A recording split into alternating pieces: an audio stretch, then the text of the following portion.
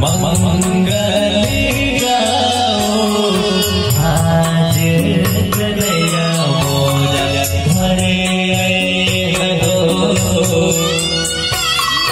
मखन लिया हो भोग लगाओ, मखन लिया हो भोग लगाओ आज कन्हैया मोरा घरे हो।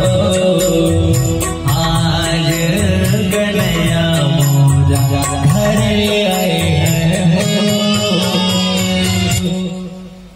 बोले वृंदावन बिहारी लाल की जय, बोले भोजपुरिया समाज की जय हो।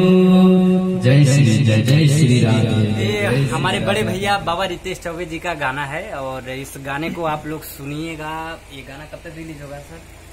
हम लोग की कोशिश है कि हम इसको 6 या 7 तारीख को रिलीज कर दें।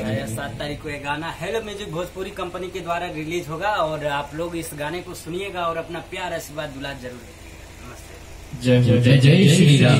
जय श्री राम। आप सभी भोजपुरी समाज को मेरी तरफ से प्रणाम है, राधे राधे है। और मैं आप लोगों को बताना चाहूंगा इस मेरे प्यारे से भजन को जो मंगल गीत में गा रहा हूँ हेलो म्यूजिक से, उसे सुनने के लिए आपको हेलो म्यूजिक भोजपुरी को आप लोग यूट्यूब सर्च पे आप लोग फॉलो करिए और अच्छा भजन लगे तो लाइक सब्सक्राइब जरूर करिएगा। जय श्री राम।